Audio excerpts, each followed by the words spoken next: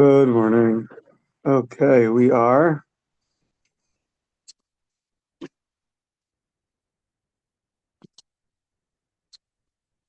$66B. Top half, a little bit in the middle, Rabbi Akiva. So this grain that we're using for the Omer, so what do you do with the extra? You're taking one isaron of flour. What do you do with the rest of it? So the first opinion held that you could redeem it and do whatever you want with it. You'll be liable in challah, like every dough, measurement of dough, and you're putter for meiser from the tithes. Rabbi Akiva obligated both in challah and in tithes. There you go. Mm-hmm. Yeah. So, Amar Rav Kahana said, Omer Hay Rabbi Akiva, Meruach hektish eino poter. So Meruach, there's different rules of when you're liable in tithes. So usually when they would gather all the grain out, they would smoothen out the pile. That smoothing out the pile was generally the end of the process. So that's once the process is over, so then you're liable in removing tithes from the grain. So what would happen if you had produce that's in the hands of the Beis Hamikdash? So and while someone donated, who knows what to the Beis Hamikdash, and now it's growing. The produce is growing in the domain of the Beis Hamikdash. It belongs to the temple, and now it's time to separate tithes. Is there an obligation to separate tithes from things that have sanctity to them, or no? So Rav Kahana said that Rabbi Akiva said, "Meruach hektish eino poter." When you smooth out the pile of grain that belongs to the Beis Hamikdash that's sanctified, that does not exempt you from giving tithes. Even the things that are in the possession of hektish are things that you have to take off tithes for. Okay. On this, we're going to ask. Masiv Rav Sheshes asks, Moser shalosh sayin halal mahayu osinbo, the leftover barley that you're not using for the Omer, what do you do with it? So the Mishnah says, you could redeem it back from hektish. Any person can eat it. You'll be liable in challah, exempt from meiser, exempt from tithes. Rabbi Akiva mechayev b'challah uv meisers. Rabbi Akiva, he said you're liable in challah and meisers. So that's the same as our Mishnah. Now, this brisa continues one more line. Amru lo. So the rabbi said to Rabbi Akiva, Pode miyad gizbar yochiach shechayev b'challah upater min ha'meiser. Let me bring a proof to you in a case that we both agree on, that when you have regular grain, not the Omer grain, other grain in the hands of the gizbar is the guy in charge of the money in the Beis Hamikdash, the treasurer, the secretary, the administrator. So if he has grain, the pushki maven. What did you say? The pushki maven. The pushki maven, exactly. So the pushki maven, good. So shechayev b'chalu upater min ha'meiser. So they said to Rabbi Akiva, you who told me that you're liable in tithes for the Omer, don't you agree? We both agree that by regular things in the Beis Hamikdash, there you are not liable for tithes. Now, the im isa, if it's true, like Rav Kahana said, that demei ruach hektish eino poter, that the smoothing of the pile, which belongs to sanctity, belongs to the Beis Hamikdash, you're not exempt, meaning you're liable to take off, you're obligated to take off tithes. If that's true, so then what were they saying to Rabbi Akiva? Ma'ika amrile, he. It's the same thing, meaning if you were really exempt, like Rav Kahana was saying, so what in the world is the argument to Rabbi Akiva? They're arguing about a case of barley by the Omer. Are you obligated or not obligated to take off tithes? They say you're exempt from tithes. Rabbi Akiva said you're obligated. If Rav Kahana's right that in general tithes you are obligated, so then what was their rebuttal back to Rabbi Akiva? Well, in a general case, in the base of Mikdash, you're going to be liable. So that's one rebuttal against Rav Kahana. Once again, Rav Kahana said that Rabbi Akiva would agree that grains that are smoothened out while they're in the domain, while they're in the property of the base of Mikdash, you are obligated to take tithes. So, but we see here that the rabbi said back to Rabbi Akiva, even though we have a debate in terms of barley of the Omer, but in general, you're exempt, and even you agree to that. So that's against Rav Kahana. That's one question on him. That this Brisa implies that everyone agrees that by regular grain in the base of Mikdash, one would be exempt and not liable. Rav Kahana said liable. The Ode, another Brisa, Eisei Rav Kahana bar tachlifa le Rav Kahana. So Rav Kahana, the son of Tachlifa, said to Rav Kahana, Rabbi Akiva mechayev bechala uve meisrus. The reason why Rabbi Akiva said you're obligated by the barley in chala and in meisrus, once again, you went reaping and you brought it to the temple, and now they sifted and winnowed and selected and took out in one isaron of that barley. You now paid them and redeemed it and got it back. So the question is, are you now liable in chala, like you do whenever you have a bunch of dough? You got to take off a part for the Kohen, and tithes. So this Brisa says, Rabbi Kiva Mechai B'chalav V'Maestros. You're obligated in both. L'fishlo nitna ma'os ela l'tzorech lahen. Because the reason why you're liable is because the money used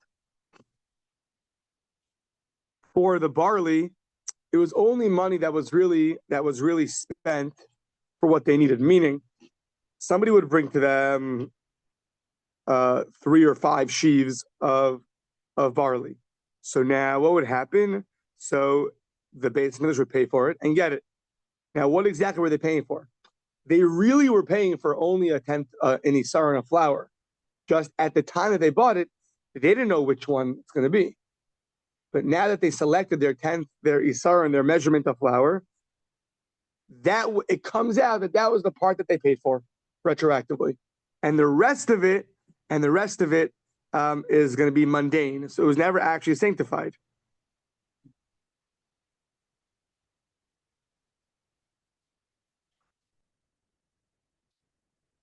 Yeah. This is, someone says this, 1 second.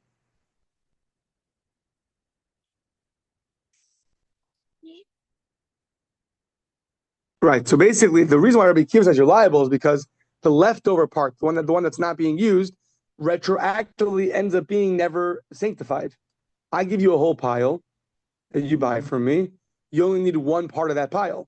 So once you do that retroactively, all that is mundane. So now when I get it back, it's regular grain. That's why you're liable. So, okay. So now,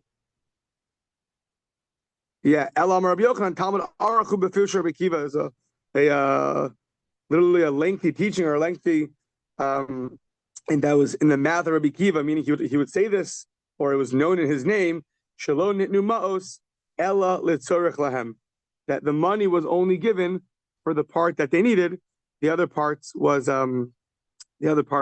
ends up being mundane. Yeah. Okay. Fine. So that's that. So once again, Rav Kahana says that in general, grain that's smoothened out in the temple, you're still obligated. And Rav Sheshes has brought questions on him. Fine. Now, 1 second.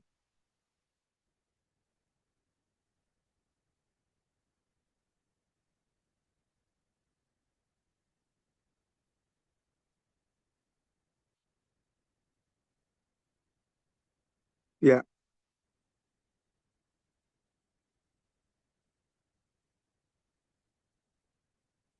Yeah. Okay. So from this last statement, we don't have a proof. All we know is that Rabbi Akiva by the barley over here says that it's going to be mundane. That's why you're liable. But in other cases, not necessarily. So now let's see. Amar Rava. Rava says, Pshitali, it's obvious to me, Demeruach Hektish Poter. against Rav Kahana from earlier. Rava says that if there's grain that was smoothened out while in the possession of the temple, it's going to be exempt from tithes. Even Rabbi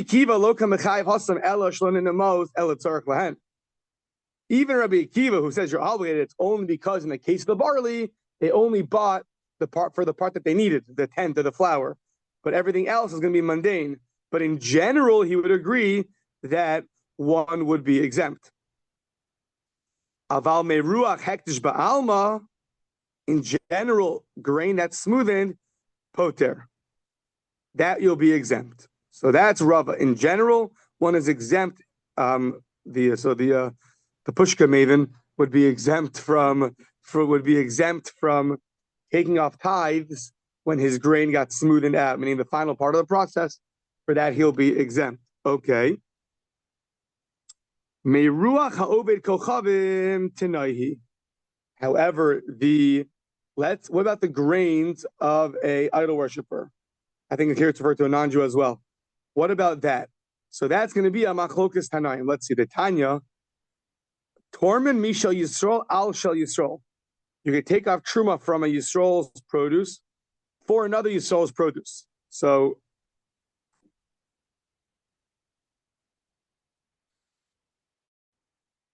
I can take off for my friend, and I can give my produce and exempt his pile. So we both have piles.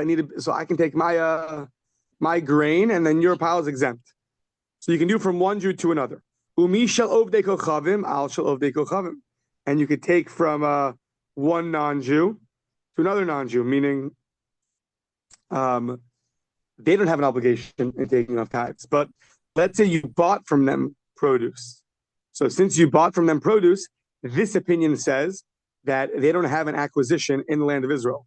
So therefore, the produce that grew in the land of Israel is obligated. The fact that it was owned by a non-Jew does not remove it from that status. That's two debates. Does a non-Jew have a legal possession of things in Israel?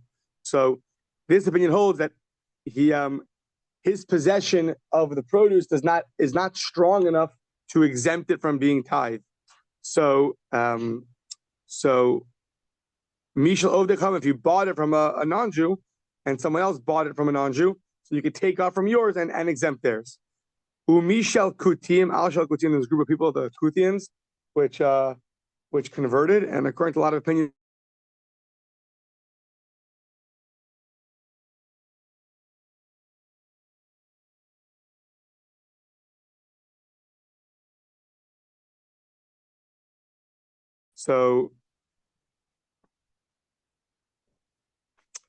So if you're taking from their produce that you bought from them onto their friend's produce that he bought from them, that's fine. Umish shel kol al shel kol. You can take from anybody's onto anybody's. So if you bought produce from a non-Jew and your friend bought produce from a Jew, if you bought produce from a Kuti and he bought produce from a non-Jew, all of those you can take off tithes from your produce, and it'll exempt your friend's produce. That is, and they're all interchangeable. That is the opinion of Rav Meir and Rabbi Yehuda. Rabbi Yossi, Rabbi Shimon Omrim, no. Tormin Mishal Yisrael, Al Shel Yisrael. A Jew's produce, you can take tithes and exempt your friend's produce. Take a truma. Umishal Ovdei Kochavim, Al Shel Kutiyim. And if you bought from a non-Jew, you can exempt produce bought from a Kuti. Umishal Kutin, Al Shel Ovdei Kochavim. And from a Kuti, you can exempt produce from a non-Jew. However, Avalo Mishal Yisrael, Al Shel Ovdei Kochavim. You cannot take produce that you grew and exempt your friend's produce that was bought from a non-Jew.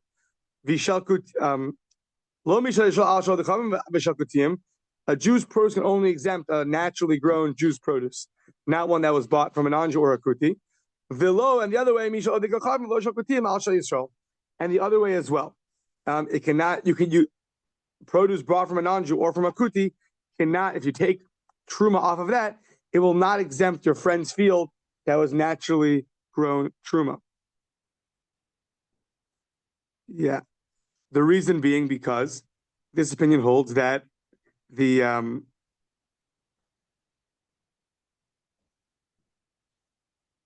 reason being is that the non-Jew, when he owned it, does have a strong enough, I believe this is the reason, has a strong enough acquisition in the land of Israel that will exempt it would exempt it from being liable. So when you bought it from the non-Jew, it was not liable in taking off tithes. So if you try to take off from that pile, which is not liable, onto another pile which is liable, that's called taking off from a poter alachiyuv. I mean, you're taking off from a pile that's exempt from tithes on a pile that's liable, and that doesn't work. So, fine. What's all have to do with us? Next page, let's see. Gilgul hektish poter. So that's all. Oh, sorry. So what do you see from here? You see that the smoothing of the grain of a non-Jew's produce is two opinions. Do they have a strong enough acquisition when they buy things that were grown in Israel to exempt it from taking off truma or not? So that itself is two opinions, as we see here.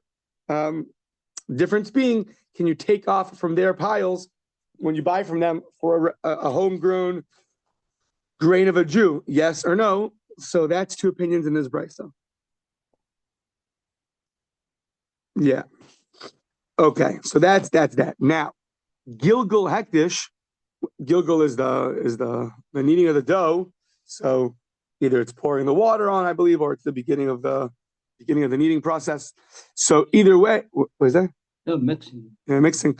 So Gilgul hektish. So once again, let's say the Pushka Maven in the Beis Hamikdash. So he has dough.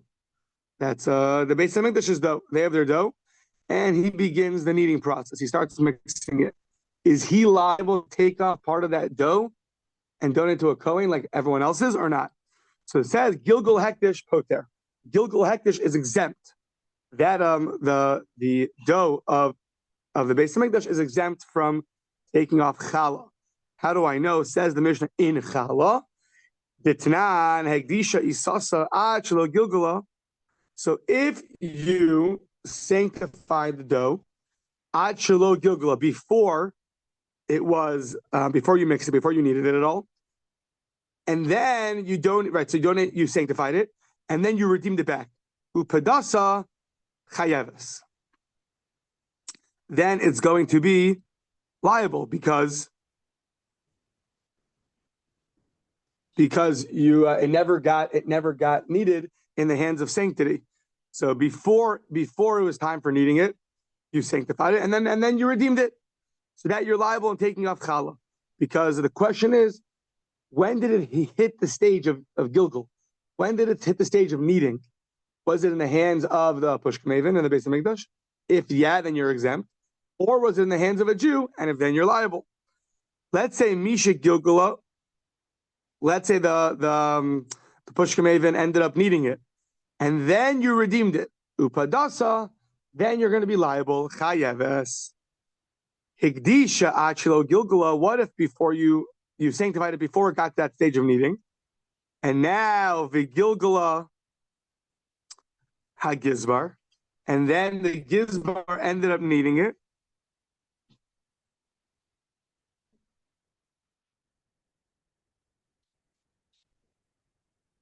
One second. So the first case is you sanctified it before it was kneaded, before it was mixed together, and then you redeemed it, and it still wasn't mixed. You're liable.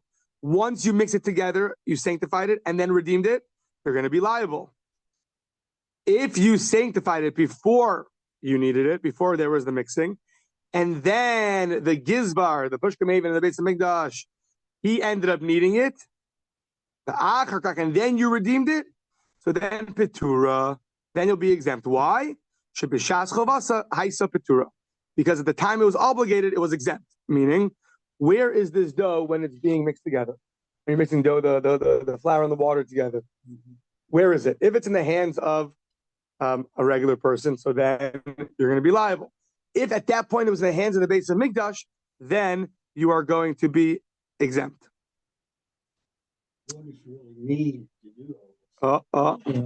Where's Charles? You have to need to do all this, yeah, or kneed to do all of it. No, so Bayirava. What about challah of a non-Jew? Gilgul ovei kochavim mai. Says the Gemara Mishnah Tanan. It's taught in the Mishnah. Gershon is Geyer, so a convert converts, right? So a non-Jew converts to being Jewish. The Haisilo Isa, and he had dough. So once again, when did it get to that step of being mixed? So if it's Nasa Achalonis Gayer, before he converted, it was already mixed together, Putter, then you're exempt. Even though now you're Jewish and you have a whole batch of dough with you, but it's at the time that it was mixed, that's what we're looking for. Mishin is Gayer, once he converted and then he mixed it together, Chayev, then you'll be liable. What about Suffolk, if you're not sure when it was it mixed before, after you're converted? You were so busy converting, you don't know when exactly it happened. Now we say chayiv because we go stringently. It's an obligation to do, so we're stringent about it, and therefore you have to take it off. You could assume that it was only mixed when you were a Jew and not a non-Jew. Exactly. So now, man katanila. Who taught this? Divrei HaKolhi. So now what are we doing? Like this. We had, by a non-Jew's obligation, to take off the tithe. So that was the debate. Two opinions in that brisa. Is he liable? Is he not liable? Now we're saying when it comes to challah, that obligation, everyone agrees to. Even the ones that held that a non-Jew is exempt from taking off truma, if it's in his possession, and therefore if a Jew buys from him, it's going to be exempt. Even those opinions would say that by challah, he's liable. So man katanila, who taught this Mishnah? Divrei HaKolhi, everybody. Even the opinions in the other one that said you're exempt from truma, but they'll say you're liable in challah. V'afilu Rabbi Meir v'Rabbi Yehuda d'mechayvi hasam patri hacha. They're the ones that are going to be obligated you over there, but they'll exempt you over here. Hasam who the over there, it says by the grains digancha, your grain. Yisera, that's going to be extra. I mean, it's coming to, it says your grain. That's a double exclusion. Your grain, not someone else's. Your grain, not someone else's. And the rule is a double exclusion equals an inclusion. A double negative is positive, right? So el rabos. Afilu obed kochavim. Aval hacha by chala trays in. It says two times. Ariso sechem your dough arksiv and ariso sechem. So chad trays zimne ariso sechem. It says it twice. Chad ariso sechem kidei isaschem. So one is just to tell you that you're obligated in your dough to give challah. The chad ariso sechem that you have to give your dough below isas of de kochavim and not the dough of a non-Jew. Below isas hegdish and not the dough of the Beis Hamikdash. So it really boils down to the exposition. By the grains, we have a double exclusion, which includes, and here we only have one exclusion because one time it tells you have to take off your challah. That's just taking off your challah. The second one tells you though it's going to be yours and not the non-Jews, yours and not sanctities. Okay. That's one way to look at it. Oh, Dilma, maybe you'll say that they have the same debate over there, is the same debate over here. Oh, Dilma, Rabbi Yossi, Rabbi Shimon, Katanila. Maybe the Mishnah that says that the ones that are exempt, the non-Jews are exempt from challah, is only the opinion of Rabbi Yossi and Rabbi Shimon. But the other opinions that say, oh, Dilma, Rabbi Yossi, Rabbi Shimon, Katanila, Dikapatri. Aval Rav Meir, Rabbi Yehuda, they're gami rachis mehasam. They have a gzera shava from truma to challah. So just like truma, the non-Jew is obligated, so to by challah he'll be obligated. So now, Amar Rava, interesting statement. Amar Rava, Yehei Rava. That's funny. Yeah, but Amar Rava is his name. Yehei Rava. It should be your will. It should be Hashem's will. That should be favorable. It should be favorable to me, really. The achze bechilma. I should see the answer in a dream. See the answer in a dream. Now, this is interesting because I think I mentioned once, there's a sefer we have in the Kollel that the Bali Tosos have a sefer that they wrote down questions they had in halacha and answers they got in their dreams.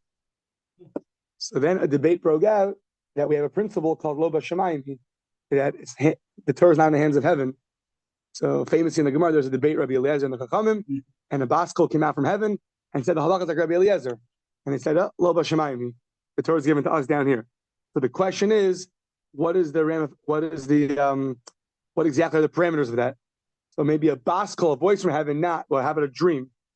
A dream is just a dream like a baskol? Is it not? So that's the attention that Rava asked for clarity in his dreams. Yeah. So now, sounds like he got it because it says Hadar Amar Rava. Rava then says, Man da Amar Meruach Abed Kochavim. One that says that the pile of a non-Jew, when it's smoothened out, poter is exempt. Gilgul Abed Kochavim poter will also say that the challah, the dough of a non-Jew, is also exempt. Man de Amar Meruach Abed Kochavim Eino poter. Gilgul Ha'obed Kochavim Eino poter. So they're consistent. The one who holds that you're liable, a non-Jew is liable to take off Truma and Meiser, will say you're liable to take off Challah. The one that says you're exempt from Truma and Meiser will say that you're exempt from Challah as well. So that debate is really this debate. Okay. Now, Eisvei Rav Papa le Rava. Rav Papa asked Rava, Obed Kochavim, a non-Jew, she hifresh, Peter Chamor. So when you have the donkey gives birth, you have to redeem that with either a sheep or a goat, and that goes to the Kohen. That's called Peter Chamor, the redemption of the Chamor. So now, Oved Chamor shehifresh, Peter Chamor vichala. So he's separated. This sheep is going to go for the redemption of a donkey, and this chala will go to the Kohanim. So what do you do with that? Modin oso shehu patra. He's exempt from chala. V'chalaso nechalas lazarim. Basically, what he did was a zero, had no halachic ramification. So you're exempt. Your chala could be eaten for even non-kohanim. And that petar chamor, that sheep you set aside, not holy. You can be gozes, shear its wool, the ovid, you can work it. All things that be prohibited if it had a level of sanctity. So all that's mentioned here is chala and redemption of the donkey. What's left out? Truma. So these two things he's exempt for. What about truma? Ha-truma so asura. Implication being that the truma obligation would be liable, meaning if he does it, or really if you buy his produce and then do it, that it would have significance. It would have that a non-Kohen cannot eat it. So says the Gemara, poter. We have an author of the Mishnah saying, author of the Bryce is saying that what? That meruach abekochavim eino poter. That the smoothing out of the grain of the non-Jew, eino poter, is not exempt. It doesn't do anything. The gilgul abekochavim poter, but yet the dough would exempt him.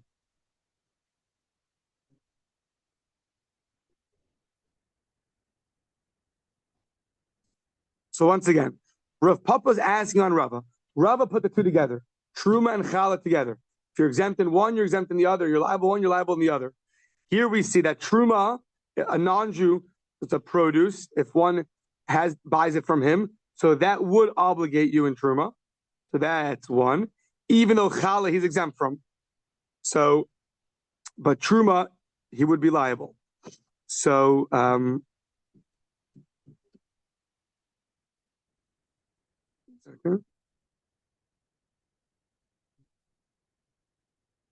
yeah. So that's a split. So that's not like Rava. We split Truma and Chala. Chala exempt, Truma liable. So that Eino poter. V'gilgal chavim poter. Who's the Hayitana?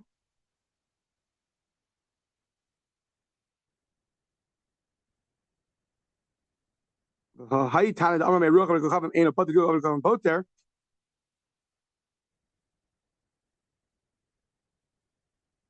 Let's see for a second.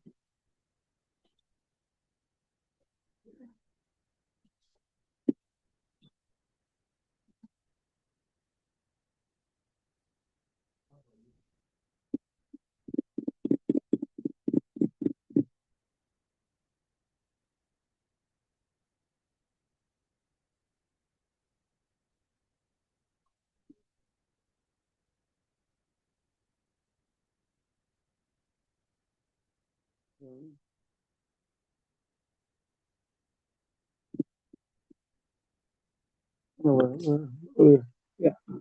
Um,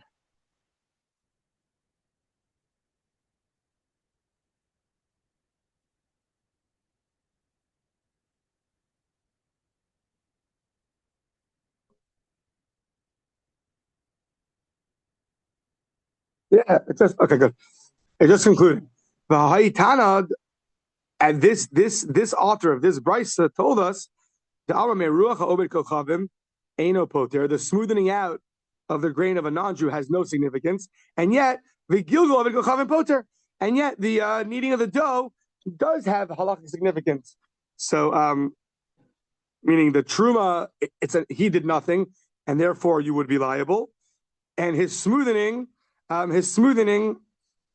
he's not obligated in that. He did nothing, and meaning that his kneading of the dough has no significance to it. But what do you see? There's a split between truma and challah. That's against Rava. Rava said that they're exact same. If you're liable in one, you're liable in the other. If you're exempt from one, you're exempt from the other. The Ode, another attack. Ezer Ravina Rava. Ravina attacked Rava on this truma and challah parallel. He says challah so b'kochavim be'eretz u'truma so b'chutz la'aretz. What happens if you have challah, dough that was kneaded by a non-Jew in Eretz Yisrael, or truma that was b'chutz la'aretz, truma that was in chutz la'aretz, in outside of Eretz Yisrael? You tell the person modino so shehu potter. You should say it has no significance. Challah so necheles l'zarim. The challah can be eaten that the non-Jew separated can be eaten. By non-kohanim, has no significance. The trumaso ain't a medamas. Truma in general, when it's mixed in a mixture, when it's mixed together, so unless you have a large amount to nullify it, it prohibits the whole mixture. However, the trumaso ain't a medamas. The truma, the grain that was in outside of Eretz Yisrael, does not cause any forbidden mixture. Has no significance. But trumaso be'eretz asura, if the non-Jew had grain in Eretz Yisrael, that grain would be obligated in truma, umidamas. And if it's mixed in a mixture, so then it would prohibit that mixture. So what do you see? The haitan eno poter. We see that the truma, the smoothing of the grain of a non-Jew, eno poter. It's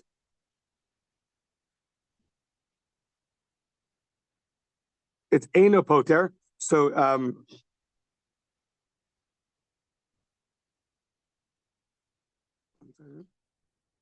the ha'itan eno poter, but gilgal of kochavim poter. So once again, Ravina is telling Rava that I see from here that the challah obligation is a zero by a non-Jew's dough, but yet by grain you'll be liable. Grain. Yeah,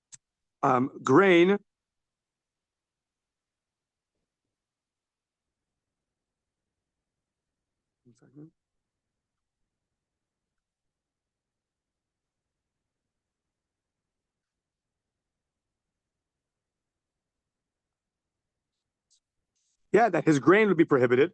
It has significance, while his challah has no significance. So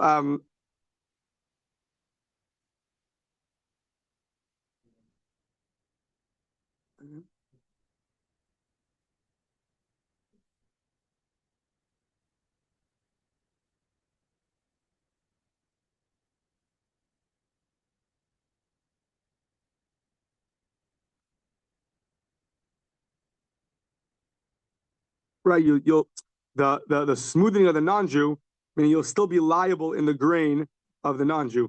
His smoothing is not going to exempt it, even though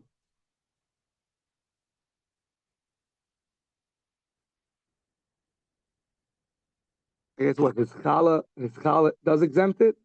1 second. If he takes off challah,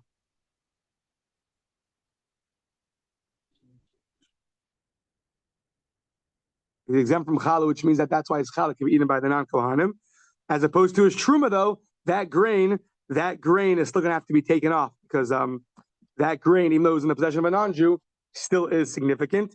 And you're going to have to, if you buy it from him, you're going to have to take off truma. And that truma that came from when the non-Jew owned it and was grown in his possession, it will prohibit a mixture. And it will be prohibited for a non-Kohen to eat. So same thing, you see a split. He does kneading by the chalitz or nothing. But yet the truma that grows in his possession, that you're still obligated to remove truma from. So once again, you see a split between truma and challah, that's all against Rava. So both Rav Papa is against Rava and Ravina is against Rava. They both brought prices against them. So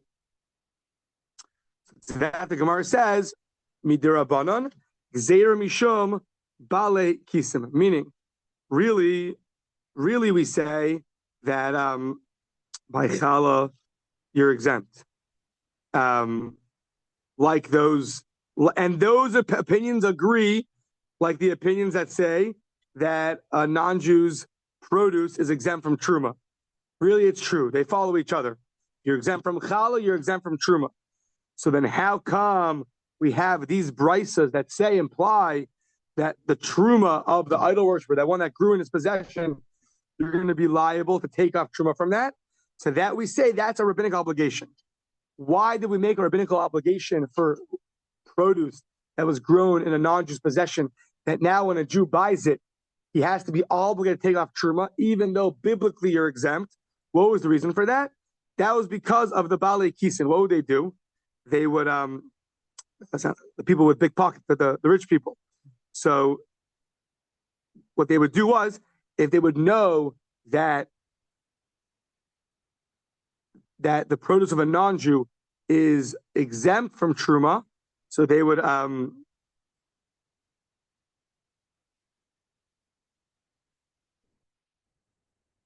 always make sure to exempt themselves from their truma obligation. They would give it to a non-Jew, I think, and then buy it back.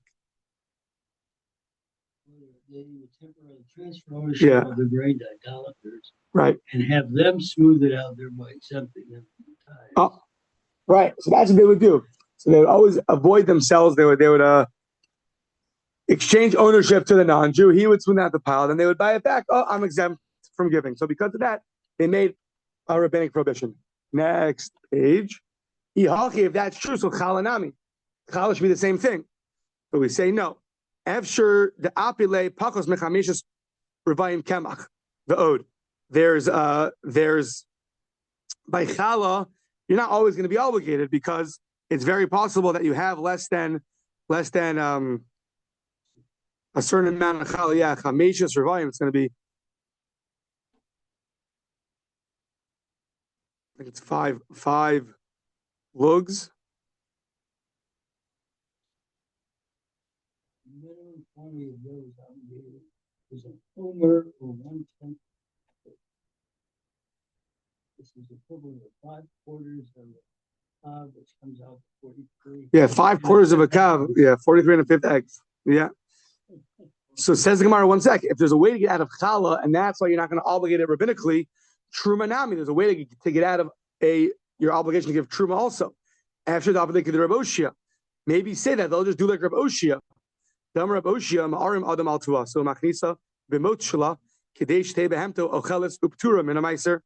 That when you have your grain, you can bring it into your house when it's still in its shaft, in its shaft, and to give to your animal, and for that, that's not liable to a truma obligation, because animal food is exempt. Or another explanation is that it has to see the face of your house. It has to be roa penea by it. It has to see the face of your house. But in its chaff, it never was removed and saw the house, and therefore it's going to be exempt. So, or another way to get out of it is inami da'ayla derek gagos or derek carfipios.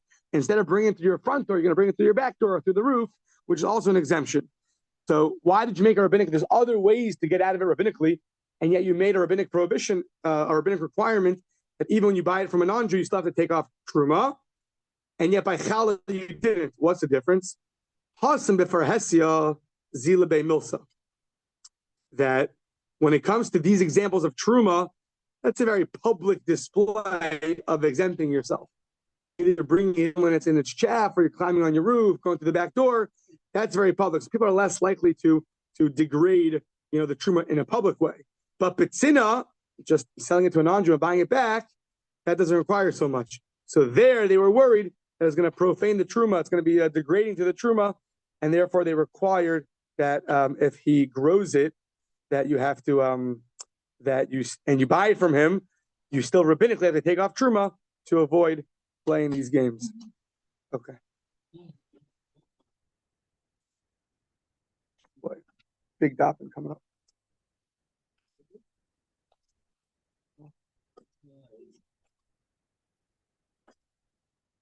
Okay. 8 a.m. Yeah.